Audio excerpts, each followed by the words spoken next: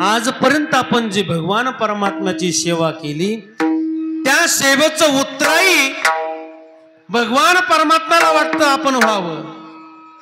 या लोकांनी आपली सेवा केली, आपलं नामस्मरण केले, आपली वारी केली, आपले पाय जिजवलेत आणि माझ्या भेटीसाठी आलेत.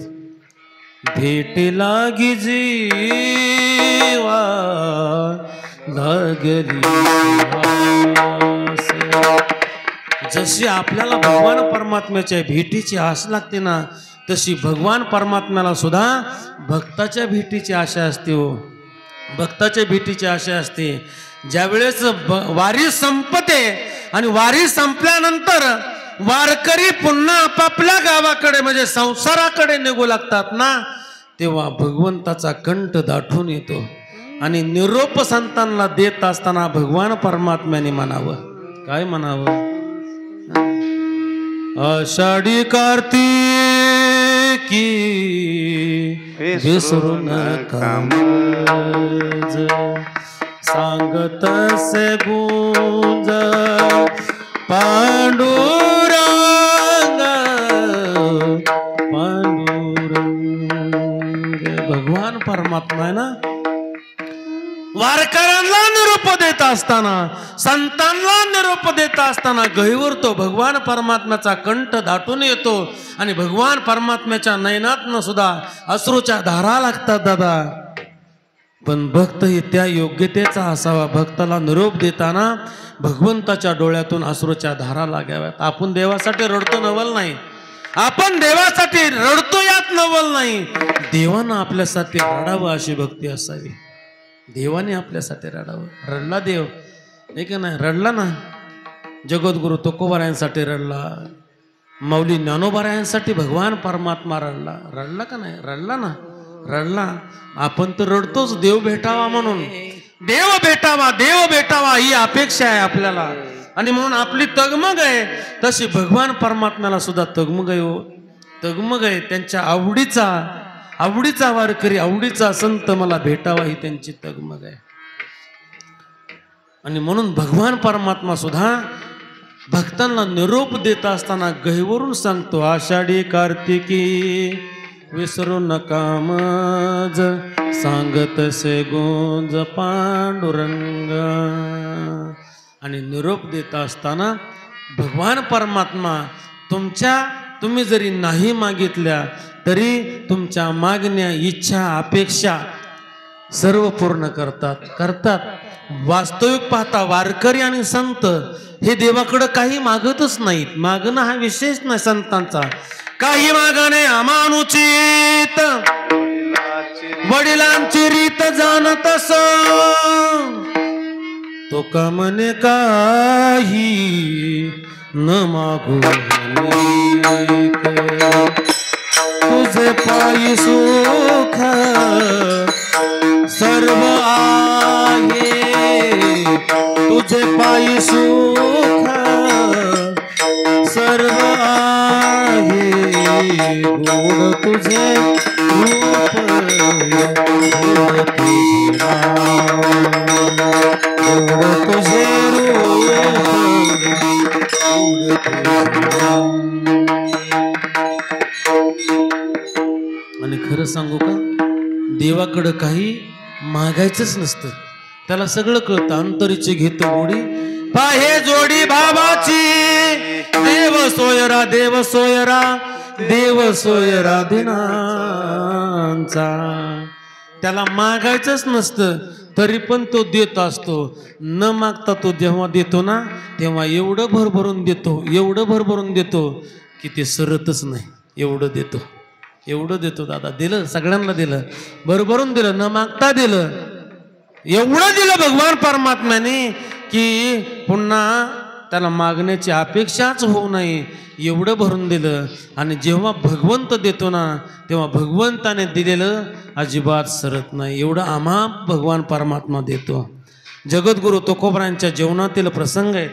जगद्गुरु तुकोबारायांची वारी आणि ती परंपरेची वारी. माझ्या वडिलांची मिराशी गा देवा, तुझी चरण सेवा पांडुरंगा, उपवास पारणे राखिला दारवंटा, केला भोग बटा आम्हाला गे.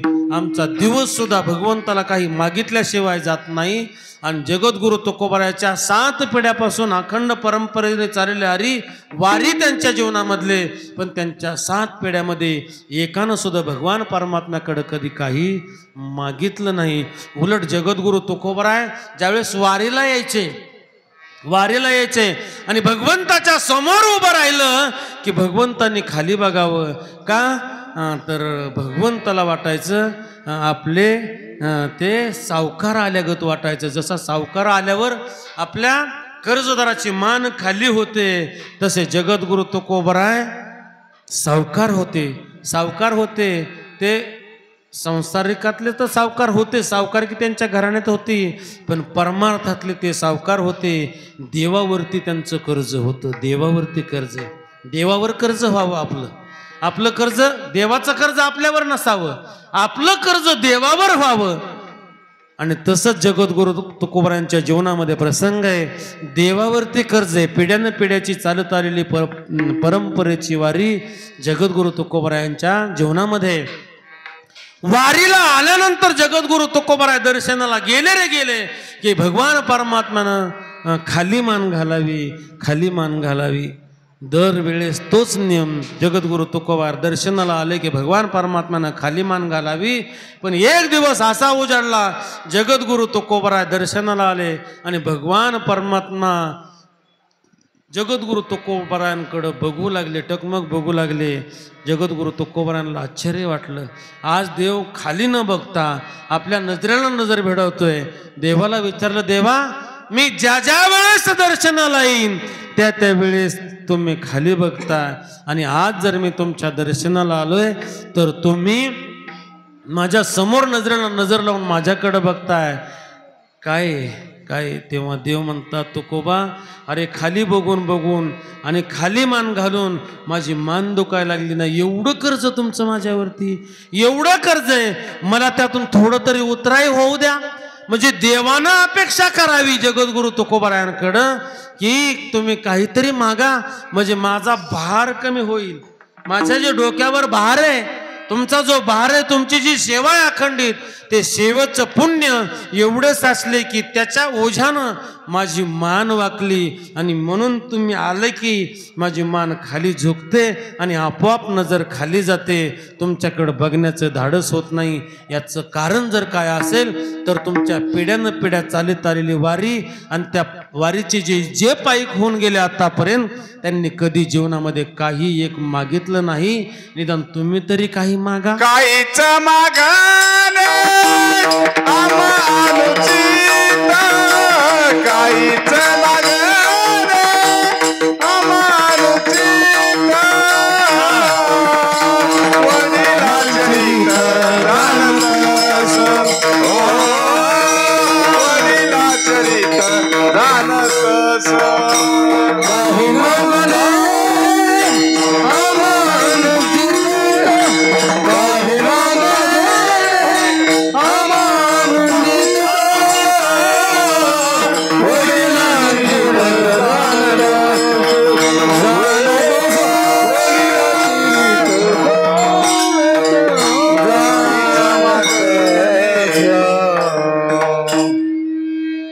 जगद्गुरु तुकोबारायांना भगवान परमात्मा मागा म्हणतात. बरं झालं त्यावेळेस आपण जगद्गुरु तुकोबारायांच्या ठिकाणी नव्हतो. आपण काय मागितलं असतं काय सांगताच येत नाही. आता ते पूजेला बसल्या ब्राह्मण काकांचे ते मंत्र चालू असतात, तर सगळं आहे सगळं. काय आपल्या मागण्या असतात. 2 पायाचं, 4 पायाचं, 6 पायाचं सुद्धा सुखी राहू दे, ह्या आपल्या मागण्या. संसारिकाच्या मागण्या कधी संपत नसतात. जगद्गुरु तुकोबारायांना संसाराचं वेडच नव्हतं, त्यांना वेड लागलं होतं भगवान परमात्म्याचं. आणि त्या भगवान परमात्म्याच्या भक्तीच्या वेडामध्ये रंगून गेलेले जगद्गुरु तुकोबाराय देवाकडे कधी कशाची, त्यांच्या पिढ्यानं पिढ्या कशाची मागणी केली नाही, अपेक्षा केली नाही. म्हणून देवाला म्हणावं लागलं, तुकोबा मागा हो, काहीतरी मागा. जगद्गुरु तुकोबाराय म्हणले, अजिबात मागणार नाही, मला मागायचं नाही. आमच्या पिढ्यानं पिढ्या चालत आल्या, पण आमच्या पिढ्यामध्ये कोणी काही मागितलं नाही. काही मागणे आम्हा अनुचित, वडिलांची रीत जाणतो सो, वाडवडिलांची रीत आहे ती आम्ही जाणतो. माझ्या वडिलांची मिराशी गा देवा, तुझी चरण सेवा पांडुरंगा, उपवास पारणे राखीला दारवंटा, केला भोगवटा आम्हाला गे. आम्ही काही मागणार नाही. म्हणले तुकोबा, तुम्हाला जर मागायचं नसेल तर पुन्हा माझ्या दर्शनाला यायचं नाही. का? कारण मला आता सण होत नाही. तुम्हाला आल्याबरोबर माझी मान खाली झुकते. तुम्हाला काहीतरी मागावं लागेल. जगद्गुरु तुकोबारांना मला काहीच मागायचं नाही, मी मागणारच नाही मागणार. बघा कितीतरी मागणीपर प्रकरणात जरी अभंग तुम्हाला दिसत असले, गाथ्यामध्ये 225 अभंग मागणीपर प्रकरणामध्ये येतात, पण त्यांनी जगद्गुरु तुकोबारायांनी स्वतःसाठी काही मागितलंच नाही. म्हणून त्या मागणीपर प्रकरणातल्या अभंगाला सुद्धा मागणी म्हणता येत नाही. ते समाजासाठी केलेली मागणी, ते स्वतःसाठी केली नाही किंवा भगवंताच्या भक्तीसाठी केलेली मागणी तुम्हाला प्रत्येक अभंगामध्ये पाहायला मिळेल. समोर जरी देवाच्या उभं राहिलं तरी देवाने अपेक्षा करावी, मागा. त्यांनी सांगावा, आता दृष्टी पुढे ऐसाची तो राही, जो मी तुझ पाहे पांडुरंगा. जगद्गुरु तुकोबरा, तुम्ही मागत नाही, निदान तुमची आवड तरी सांगा. आवडे हे रूप गोजिरे सगुण, पाहता लोचन सुखावले. रूप जडले लोचन लोचन, रूप जडले लोचन लोचन, रूप जडले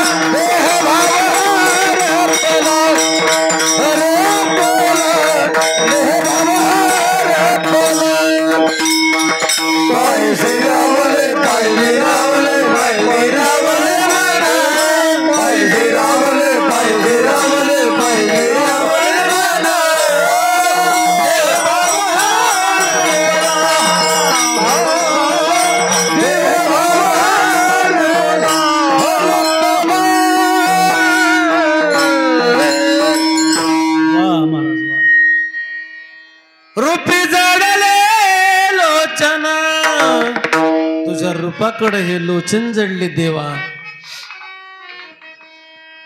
वाह, रूपी जडले लोचन, आणि तुझ्या पायावरती हे मन स्थिर झाले. आता कुठे धावे मन, तुमचे चरण देखलिया. आणि त्याच्यामुळं काय झालंय, आम्ही देहावरच नाही, देहभाव, देहाचाच भाव हरपला, देहभाव हरपला. कशामुळं? तुझा पाहता विठ्ठला, तुला पाहिलं ना, अरे देहभाच हरपून जातो, है का नाही. असो ऐसा कोठे आठवची नाही, देहीच विदेही भोगू दशा. असो ऐसा कोठे आठवची नाही. आम्हाला आमच्या देहाचाच आठव राहत नाही, तर आम्ही मागणी काय करणार आहे? संसाराचं जर नाहीच नाही, पण संसार तरी लय लांबचा आहे देवा. अरे आम्हाला आमच्या देहाचा आठव नाही, तर आम्ही काय तुझ्याकडे मागणी करणार आहे? आम्हाला काही मागायचं नाही. शेवटी देवाने हात जोडले. बघा अधिकार जगद्गुरु तुकोबरायांचा. जगद्गुरु तुकोबरायांच्या पुढं भगवान परमात्म्यानं हात जोडावं, काकुलत्याला यावं, कंठ दाटून यावा, नयनाच्या कडा पाणवल्या जाव्यात. आणि मग जगद्गुरु तुकोबरायांना वाटलं, आपण जर नाही मागितलं तर देवाला दुःख होईल, देवाला दुःख होईल, देवाला दुःख झालेलं चालणार नाही. संतांची भूमिका आहे, देवाला दुःख होता कामा नये, म्हणून देवाला दुःख होऊ नये म्हणून भगवान परमात्मा म्हणतात, तुकोबा मागा ना काहीतरी, मागा हो मागा, निदान अपेक्षा काय असेल ते तरी सांगा. तेव्हा जगद्गुरु तुकोबरा म्हणतात, माझी अपेक्षा आहे ना, आहे ना, ती एक आहे अभंगाच्या पहिल्या चरणात. हित भावी माझी आशा, हित भावी माझी आशा, हित भावी माझी आशा,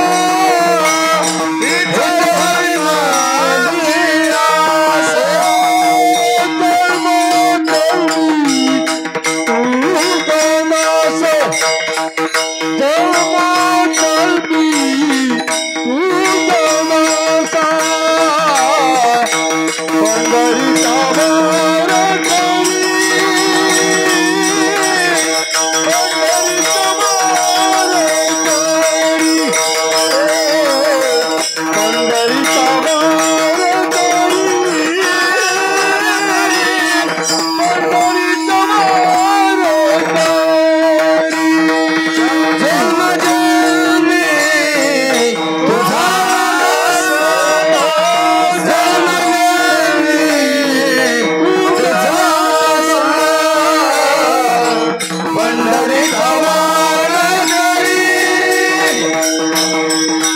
पंढरीचा वारकरी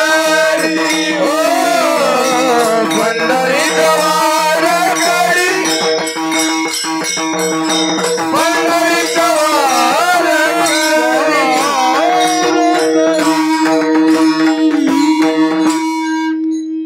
अपेक्षा जगद्गुरु तुकोबराय सांगतात.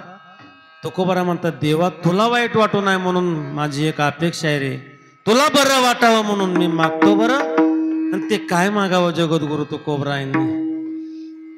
हीच भावी माझी आसा, हीच भावी माझी आसा, जन्म जन्मे तुझा दास.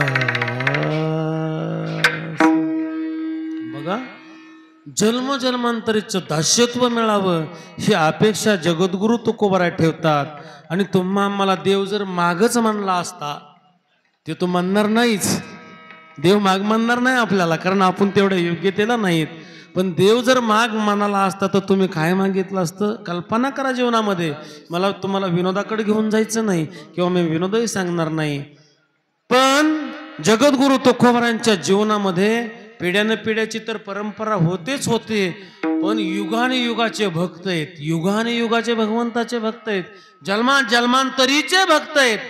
भक्त आहेत ना, चौयुगाचा नामा उभा भक्त कीर्तनी, पाठी मागी डोळे झाकून उभे जनी.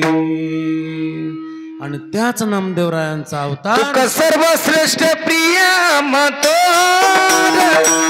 अवतार नामयात, अवतार नामयात, अवतार नामयात, सर्वश्रेष्ठ प्रिय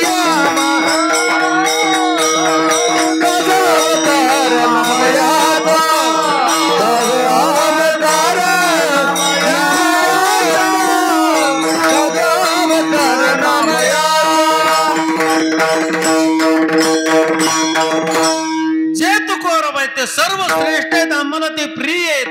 आणि ते अवतार नामयाचा नामदेवरायांचे अवतार आहेत.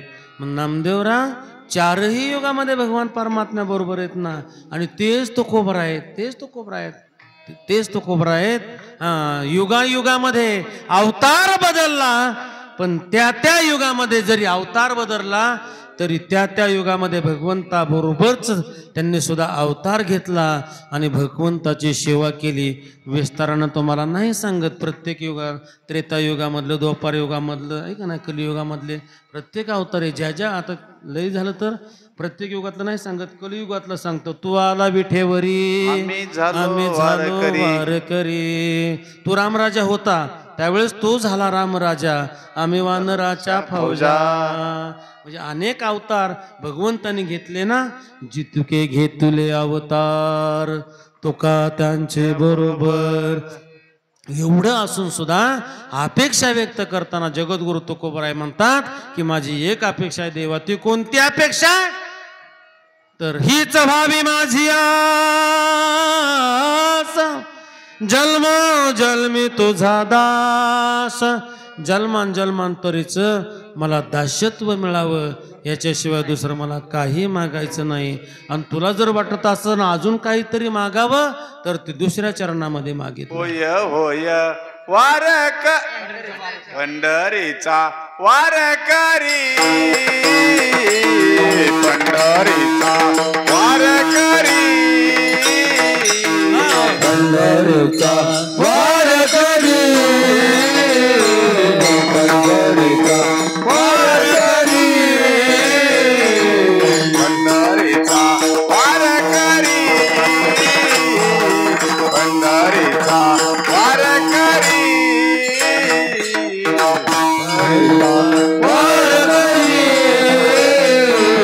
पंढरीचा वारकरी वारी चुकोने बिहारी वारी चुकोने बिहारी वारी चुकोने बिहारी वारी चुकोने बिहारी पंढरीचा वारकरी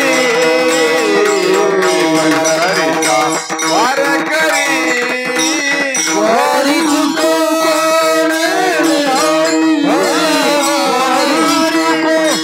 हरी वारी चुको बिहारी वारी चुको पंढरीचा वारकरी पंढरीचा वारकरी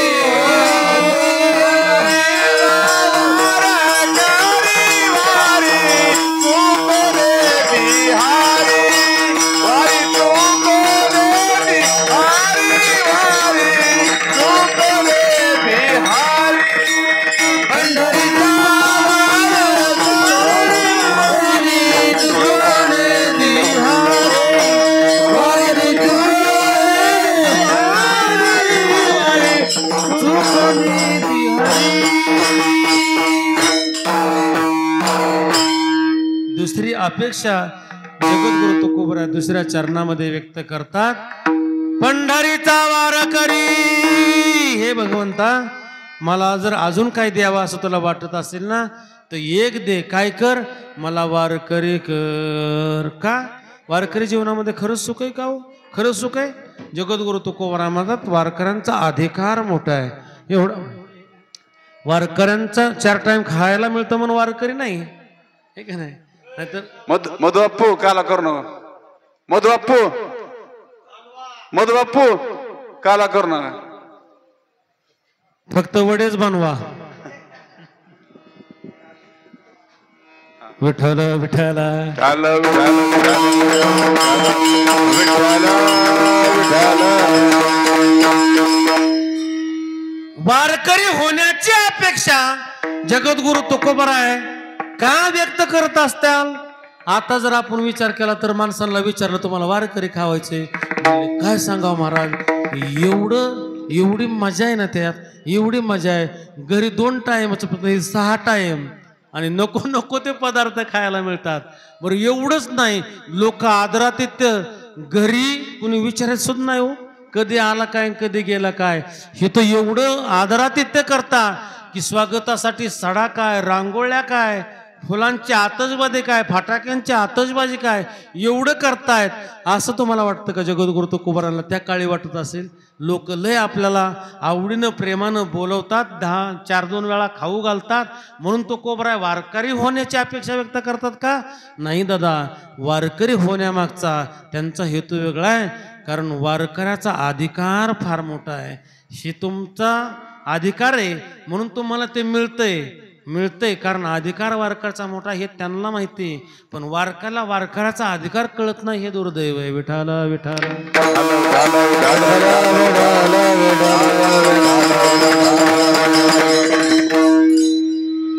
पंढरीचे वारकरी ते अधिकारी मोक्षाचे. खाणं पिणं जास्त मिळतंय म्हणून मजा होती म्हणून अजिबात नाही. उड्या मारता येत आहेत म्हणून जगद्गुरु तुकोबरांनी वारकरीची अपेक्षा केली नाही, तर वारकऱ्यांचा अधिकार मोठा आहे. तो वारकरी ना, त्याचा अधिकार जगद्गुरु तुकोबरा एका अभंगामध्ये सांगतात. ते अधिकारी मोक्षाचे. तो वारकरी झाला आणि निष्ठा वारकरी. आता तो वारी कोणाचा व्हावा, वारकरी कोणाचा व्हावा, अनेक वाऱ्या सांगितल्यामध्ये आपल्याला तिकडे वळायला वेळ नाही. तर वारी मल्हारीची वारी, मल्हारीची वारी आहे, आईसाहेबाची वारी आहे. मग म्हणलं नाही आई साहेबाचा वारकरी किंवा खंडेरायाचा वारकरी होऊ दे असं म्हणलं नाही, पंढरीचाच वारकरी का हो म्हटलं तर पंढरीचा वारकऱ्याचा अधिकार जगद्गुरु तुकोबराय सांगतात. अरे त्याचा अधिकार एवढा आहे, एवढा अधिकार आहे की तो मोक्ष आम्हा घरी कामारी हे दासी होय सांगू आईसी तुका म्हणे. म्हणून पंढरीचा वारकरी वारी चुकोने दे हरी. आणि एक काम कर देवा जीवनामध्ये वारकरी तर कर. आता वारकऱ्याचे महत्व आपण इथून पाठीमागच्या कीर्तनामध्ये सगळ्यांनी ऐकलेत, काही कमी पडले असेल पुढं कधी ऐकायला मिळतील आपल्याला, पण ते एवढ्या वारकऱ्याचं महत्व आहे की भगवान पुंडलिकाला पांडुरंगाने ते वरच देऊन टाकला होता. मूड पापे जैसे तैसे तरी कासे लावोनी. जसे येतील तसे खट्ट नट यावे, शुद्ध होणे जावे, दवंडी पिठ व्हावी भावी चोका मिळा. कारण उद्धाराचं साधन भगवान परमात्म्याकडे, म्हणून भगवान परमात्म्याकडं मागणी करत असताना पुंडलिकरायांनी सगळ्यांचा उद्धार व्हावा ही अपेक्षा केली. आणि वारकऱ्यांचा अधिकार तेवढा मोठा आहे म्हणून त्या वारकऱ्यांचा सगळ्यांनाच मोक्ष तर त्यांच्या घरी आहेच, नाही असं नाही. म्हणून जगद्गुरु तुकोबराय म्हणतात की बाबा रे पंढरीचा वारकरी कर. आणि त्यातले त्यात एक काम कर, वारकरी तर करच कर, पण वारी चुकोने दी हरी. नुसता वारकरी करून तो घरी बसला तर उपयोग नाही, नाही ना. वारी केली पाहिजे आणि ती वारी आपली चुकली नाही पाहिजे. नित्यनेमाची वारी जगद्गुरु तुकोबराय भगवान परमात्म्याकडे मागणं मागतात. तसं नाथ महाराजही तुमच्याकडे मागणं मागतात. नाथ महाराजांच्या वतीनं मीही तुमच्याकडे मागणं मागतो. तुम्ही देणार का? देणार असाल तर हात वर करा बरं. नका नका करू. तुमच्या गळ्यातलं डोरलं नाही, कानातलं नाही मागणार. अगदी तुम्हाला देता येईल असंच मागणार एक. बघा देत असाल तर करा हात वर.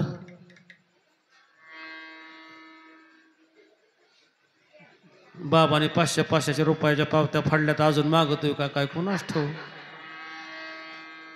ऐका, मागणी आपण सुद्धा करायची. हे भगवान नाथ महाराजांच्या तर्फे मी सुद्धा आपणा सर्वांना एक मागणी करील की हे भगवंता नाथ महाराज आम्हाला सुद्धा द्यायचे ना आमच्या सेवेचं फळ, तर एकच काम करा, आम्हाला तुमच्याबरोबर वारी घडावी म्हणून पंढरीचा वारकरी कर. आणि ती वारी करत असताना सुद्धा पहिल्या दिवसापासून त्याला वारकरी म्हणता येईल. पहिल्या दिवसापासून, नाहीतर अनेक प्रकारे आपण वारी करतो पण त्या वारीला तेवढं फळ प्राप्त होत नाही. जेवढा आनंद आपल्याला मिळवायचा आहे तेवढा आनंद आपल्याला मिळवता येत नाही. पहिल्या दिवसापासून कारण पुण्य आपलं घडलं पाहिजे, पुण्य वाढलं पाहिजे. आणि म्हणून हे देवा नाथ महाराज म्हणतायत तुम्हाला तर मागणी त्यांना द्या ना. त्यांनी सांगावं वारी चुकोने दी हरी. ती जीवनामध्ये आपल्या वारी कधी चुकून देऊ नका. एवढंच दान नाथांच्या वतीनं मी तुमच्याकडे मागतोय. ते दान तुम्ही मला निश्चित देता. म्हणून पुढल्या वर्षी आतापर्यंत गेल्या 25 वाऱ्या गेल्या आपल्या, 26वी वारी आहे का नाही. कोणी दुसऱ्या मुक्कामाला, कोणी तिसऱ्या मुक्कामाला, कोणी चौथ्या मुक्कामाला. त्याचा परिणाम काय होतो माहिती का? या ठिकाणी वारीत जो आनंद लुटता येतो ना तो दुसऱ्या तिसऱ्या शेवटच्या मुक्कामाला येता येत नाहीत. ऐकून घ्या.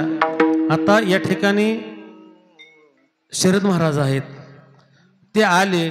आता त्यांचा थोडा अधिकार मोठा आहे म्हणून त्यांना आल्या आल्या कार्यक्रमाचा चान्स मिळाला, त्यांना रात्री कीर्तन करायला मिळालं. आपल्या वारीमध्ये माझ्या पाठीमागं हे माझे खरे तर वारसदार आहेत.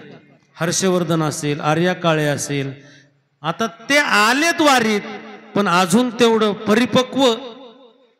परिपक्व ज्याला आपण म्हणतो ते पिकलं नाही अजून. पिकलिया सेंदे कडू पण गेले. आधी पिकावं लागतं आणि पिकण्यासाठी वाऱ्या काढावा लागतात. वाऱ्या काढल्या पाहिजेत, तेव्हा आपलं कुठंतरी पुण्य फळाला येतं. आणि न सांगता तुम्हाला निरोप येतो, महाराज आज तुमचं कीर्तन आपल्या फळावरती. शाला आपली ही लागते, काय लागते? आपली भक्ती तेवढ्या योग्यतेला पोचली पाहिजे. ते माझे वारसदार आहेत, माझ्यानंतर तेच हे चालवणार आहेत. शरद महाराज असतील, तुषार महाराज असतील, आर्या काळे असेल, हर्षवर्धन काळे असतील, कारण हे त्यांनाच चालवायचे पाठीमाग. पण आपण जर थोडं उदाहरण म्हणून सांगेल मी. हर्षवर्धन आणि आर्या हे जर पाठीमागच्या मुक्कामाला असते पहिल्यापासून, तर आम्हाला 3-3, 4-4 कीर्तन करायची गरज पडली नसती दादा. त्यांचा नंबर लागलाच असताना, लागला असताना. मी नातांकडे मागणी करेन की पुढल्या वर्षी त्यांना अशी इच्छा होती की पहिल्यापासून वारीत येऊ दे, आणि निदान वारीत त्यांची 2-2 कीर्तन तरी व्हावी. आपलं एक हे व्यासपीठ आहे. आपल्या नाथांच्या वारीमधली परंपरा आहे. शेतं घडवण्याचं काम केलं जातं, माणसं घडवण्याचं काम केलं जातं, भक्ती घडवण्याचं काम केलं जातं, वारकरी घडवण्याचं काम केलं जातं. आणि ते व्यासपीठ आपण आपल्या इथं आपण उपस्थित करून आपण नवीन कलाकारांना देतो. म्हणून तर वारीच्या परंपरेमध्ये 25 वर्षाच्या किमान 25 नवीन कीर्तनकार या गादीने आपल्याला दिलेत ना. आणि त्यांनी दिंड्या काढल्या हो. म्हणजे बघा ना काय त्यांनी दिंड्या का. कीर्तनकार झाले की दिंडी, कीर्तनकार झाले की दिंडी, कीर्तनकार झाले की दिंडी. किती उदाहरणं सांगू, नावं घेऊन सुद्धा सांगता येईल मला काय त्यांचं हे नाहीये. नवनाथ महाराज घ्या, आजीनाथ महाराज घ्या, संजय सायकर घ्या, तुषार तर आपल्या बरोबरच आहे, त्यांनी नाही दिंडी काढली अजून. काढूही नका, आपली परंपरा टेकवा दादांनो. दिंडी काढणं एवढं सोपं नाही. जावे त्याच्या वंशा तेव्हा कळे दादा, एवढं सोपं नाही. एवढा लवा जमाना. आपल्याला या सगळ्यांचं सहकार्य आहे, आपल्यावरती यांच्या अमाप उपकार आहे. आपण त्यांच्या ऋणातून उतराईच होऊ शकत नाही, म्हणून आपण ह्या दिंडीमध्ये चालू शकतो, आपण ही दिंडी करू शकतो. त्यांचे एकदा आभार मानण्यासाठी टाळ्या वाजवा सगळ्यांचे. सांगायची परंपरा. हे व्यासपीठ आपल्याला नातांनी दिले, आणि त्या व्यासपीठावरती अनेक कीर्तनकार झाले. सगळ्यांना. पण ज्यांनी त्यांची सेवा केली तेच पुढे गेले, बाकीचे मागे राहिलेत. मला काय सांगायचंय की सेवा घडली पाहिजे. सेवा घडली तर मेवा मिळतोच. कुठंही शिक्षणाचे धडे न घेताना, कुठेही संस्थेत न शिकताना जर कीर्तन आपल्या गादीवर या नवीन पोरं चांगले उत्कृष्ट करत असतील, तर आपलं खरं त्या नाथांची केवढी मोठी कृपा आहे आपल्यावरती. मी गेल्या वर्षी आर्याला कीर्तनाला नको म्हणलं होतं, कारण परिपक्वता यावी लागते हो. आणि मोठ्या समाजामध्ये एकदा का काम जर नैराश्य आलं तर ते पुन्हा भरून येत नाही. म्हणून चांगलं धाडस निर्माण व्हावं, चांगलं बोलता यावं, चांगलं वक्तृत्व असावं, चांगला अभ्यास असावा, अभंगाची मांडणी व्यवस्थित करता आली पाहिजे. विनोद पिक्चरची गाण्याच्या चाली किंवा कविता म्हणून वारकरी घडणार नाहीत, समाज घडणार नाहीये. त्याला तत्वज्ञानाची जोडच द्यावी लागेल, भक्ती मार्गाची जोड द्यावी लागेल, आणि त्या वाटेनं आपण चाललं पाहिजे. मार्ग धावून गेले आधी दयानिधी संत ते. अभंगाचा अर्थ आपल्याला जगाला सांगता आला पाहिजे, तो आपल्यालाही कळला पाहिजे. किमान नाही कळणार, कारण अभंगाचा अर्थ कळण्या इतके आपण तरी योग्यतेचे नाहीत. पण एक त्या धर्तीवर तरी आपल्याला बोलता आलं पाहिजे, बोलणं आलं पाहिजे, आणि त्या धर्तीवरती आपण अभ्यास केला पाहिजे. पुस्तकं आमापै बाजारामध्ये मिळतील. कीर्तनकारांची कीर्तन ऐकली पाहिजे, श्रवण झालं पाहिजे. चांगल्या मोठ्या वक्त्यांची कीर्तन आपण ऐकली पाहिजे, श्रवण झालं पाहिजे, आणि अभ्यासही केला पाहिजे. नुसतं पोपटपंची करून सुद्धा चालत नाही. मी म्हणजे तुम्हाला दुखवतोय अशातला भाग नाही. आपल्यात सुधारणा व्हावी म्हणून जगद्गुरु तुकोबारायांनी सुद्धा सांगून पाहिलं, पाया पडून सांगलं, हात जोडून सांगितलं, लागून या पाया बिनवितो तुम्हाला करटाळी बोला मुकीनाम. का तर ती तळमळ आहे, वाया जाऊ नये ते चांगले घडावेत ही तळमळ आहे. बुडते हे जन न देखावे डोळा, येतो कळवळा म्हणून. कळवळा येतो म्हणून शरद महाराज सुंदर आपल्या इथं कीर्तन करतात. त्यांची कीर्तनं ऐकत जा, कारण युट्यूबला त्याला आपल्याला कीर्तन त्यांचे ऐकायला मिळतात. मांडणी ऐकत जा, त्यांचे अभंग बसवण्याचे दृष्टांताचे हे बघत जा. आता माझी कीर्तनं त्यांनी तुषार महाराजांनी टाकलेत. तुषार महाराजांचा चॅनल कोणीही सबस्क्राईब केला, त्यांच्यावरती महाराजांची कीर्तन असतील, माझी कीर्तन असतील, आर्याचे असतील, हर्षवर्धनचे असतील, ते आपल्या सगळ्यांना ऐकायला मिळतील. फक्त आम्ही कुठं शिकलो नाहीत. आम्ही एकच काम केलं, संतांच्या विचाराच्या मार्गावरती चाललो. त्यांची जी आजची म्हणजे मांडण्याची पद्धत आहे, जे त्यांचे पुस्तक आहेत अभ्यास केला, मोठ्या मोठ्या कीर्तनकारांची कीर्तन ऐकली, त्यांची मांडणी आम्ही पाहिली आणि ती मांडणी त्याच पद्धतीनं आम्ही तुम्हाला समाजाला सुद्धा मांडण्याचा प्रयत्न करतो. म्हणून हे देवा, ही वारी करत असताना त्या वारीतलं ही व्यासपीठ आपल्याला ह्या भगवंताने दिलंय, त्यांच्यासाठी आपल्याला मोठं व्हायचंय ना, तर मोठं, अरे साधं पास होण्यासाठी वर्षभर वाट पाहावी लागते. साधं वर्गामध्ये 35 मार्कांनी पास होण्यासाठी वर्षभर वाट पाहावी लागते. लग्न करायचं असेल तर किमान, आता कशाचं 20, आता 40 कडे गेलं गडी, आहे का नाही? 40 वर्ष वाट पाहावी लागते दादा, तरी होत नाही. एका एका वर्गामध्ये 4 वेळा आपल्याला खपावं लागतं आणि आपल्याला वाटतं आपल्या एका वारीमध्ये भगवान परमात्म्यानं किंवा नाथ महाराजांना आपलं सगळं ऐकावं. कसं शक्य आहे? त्याच्यासाठी सेवा घडायला पाहिजे. तिळ तिळ पुण्य साचा पडे, तिळ तिळ तिळ पुण्याचा संचय व्हावा लागतो किंवा अनंत जन्माचे सुकृत पदरी त्याचे मुखे हरी पैठा होय. अनंत जन्माचे पुण्य असावे लागते आणि ती पुण्य आपल्याला संपादन करण्यासाठी त्याची भक्ती आपल्या जीवनामध्ये घडली पाहिजे आणि ती वारकरी होऊन घडली पाहिजे आणि ती वारीही चुकली नाही पाहिजे. वारी चुको नेदी हरी, पंढरीचा वारकरी कर आणि ती वारी चुकू देऊ नको. आणि तेवढंच नाही तर वारी करत असताना सुद्धा इतरांच्या समवेत आम्हाला वारी नकोय. मग कुणाच्या समवेत वारी आमची घडावी? संत संगती निरंतर, संत